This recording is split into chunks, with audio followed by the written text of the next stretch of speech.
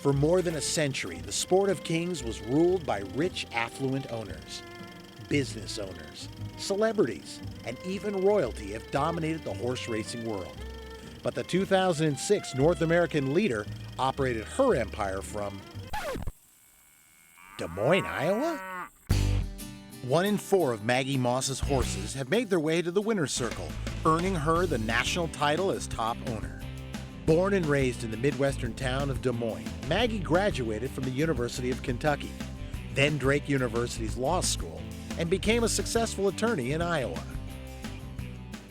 Anytime that you are looking at the gravity of a first-degree murder for an 18-year-old girl, there really was no choice but to take the plea agreement, and we were very satisfied with it. I did well in law school and went right to work as a public defender. There was no gap. I worked at the public defender, just started trying cases, a lot of cases. My real heart was in helping people in social work. To me, the law was a way to help people. Anyone who has seen this Central Iowa attorney at work knows there is a toughness about her, an aggressive spirit, a will to win. About 6 years into that, I was diagnosed with multiple sclerosis. I wasn't supposed to ride, I wasn't supposed to compete, I wasn't supposed to have stress, no trial work, no horses. The doctor said, you gotta quit all of this. And so I did.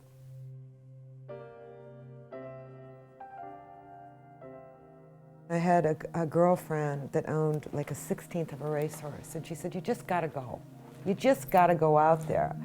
I went out there, it was a beautiful day. The racing was beautiful, the horses were beautiful. I just fell in love with the day and the horses, and I marked my program, and the fattest, shiniest horses belonged or were trained by a guy named Dick Clark.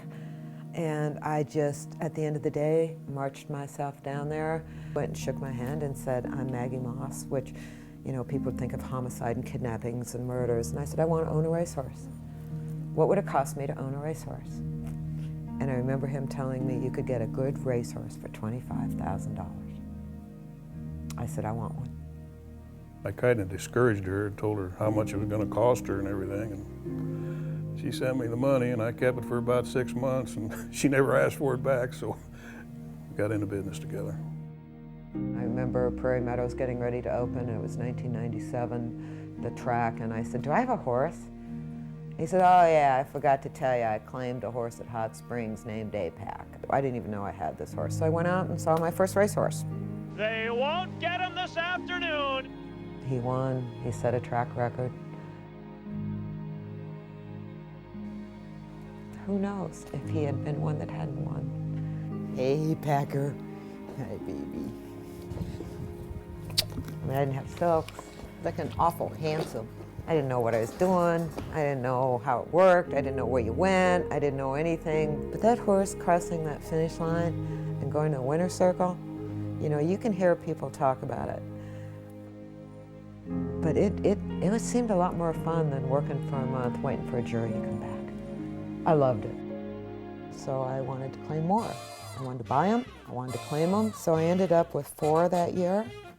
And then I went to 14 the next year. And then I probably went to 30 the next year. Then I met other people, and then I started racing in other forums. She learned fast. She learned how to claim horses and read the form, and done real good. That's about all she does now, and she's real good at it.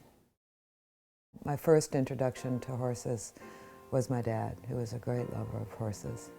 And he built a farm modeled after the farms in Lexington with the white rail fences and beautiful, beautiful barn, just amazing barns. But no fancy cars, no fancy trips, no nothing. But I just loved riding, I loved jumping, I loved horses so much. I started competing at age 10, and I competed actually for almost 25 years. My dad pushed really hard with the horses. He was a really tough man, but inspired a lot of competition in me.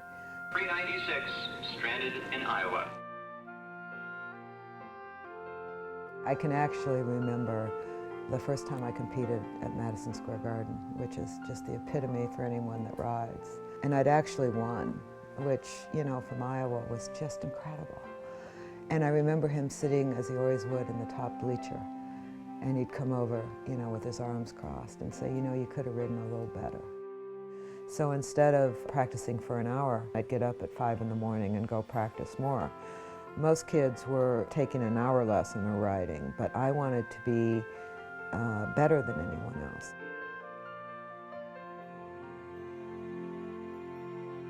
A routine day for me starts probably about 7:30 in the morning. I am a very hands-on owner. No claims. Okay, that's good, because we like most of the time is spent talking to the trainers about horses and claims. You know, she was pushed the whole way. She ran okay. Did we still own her? The first person I talk to every morning, same time as Tom Amos.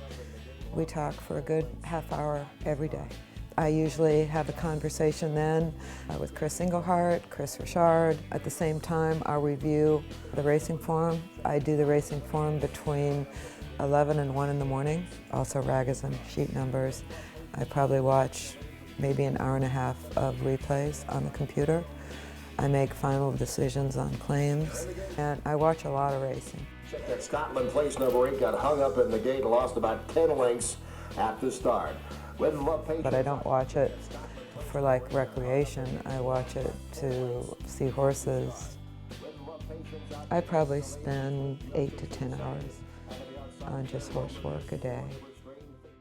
I just came back from Kentucky where the Thoroughbred Owners and Breeders awarded me the Owner of the Year. I was the Midwest Owner of the Year and the National Owner of the Year. That came on the heels of being leading owner at Churchill, leading owner at Fairgrounds, leading owner at Aqueduct, Belmont, here at Prairie Meadows for the last 6 years. I've had the Claiming Horse of the Year 2 years in a row. The Thoroughbred Owners and Breeders Banquet, you know, sitting there trying to compete with the monies and fabulous reputation and history of a Live Oak and a Darley and J. Paul Redham. And so, you know, there you are. And, you know, it was like, well, who doesn't fit? And I remember my trainer, Bruce Levine, saying, well, that's easy, Maggi Moss. Winning that National Owner of the Year award, you know, was so emotional. I was so bad. It was so emotional. Everybody was so cool, and I wasn't. And away they go. It was California on December 30th at 5:33 p.m. when Ted West won with Indian Chant. But it's all Indian Chant. Indian Chant gives Aaron Grinder another one. Power shot, Which clinched the national championship. And it was a woman, I mean, no woman had done it. I didn't need the notoriety. It was just like a courtroom. It was my personal goal that my father ingrained into me that I could do something that everyone said I couldn't do. And I just sat in this house alone and cried. I was so tired. I was so tired. And that was a real turning point for me. And that's when I said, okay, I'm going to get back to enjoying it. I'm going to get back to trying to make it fun. I'm going to run it as a business. No more national championships. I'm going to do this and make it fun again.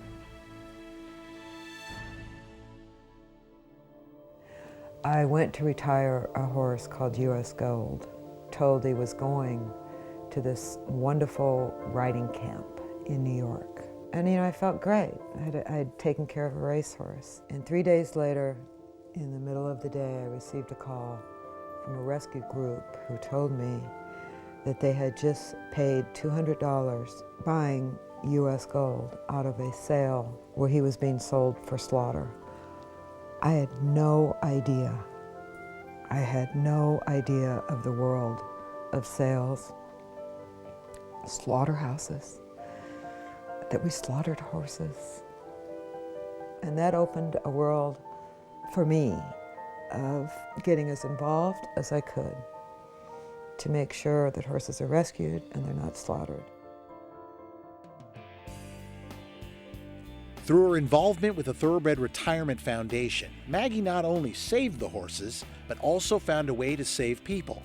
Inmates from the Newton Correctional Facility are introduced to these retired racehorses to groom, ride, and care for them, with hopes that the inmates are rehabilitated by learning compassion, patience, and even a new trade.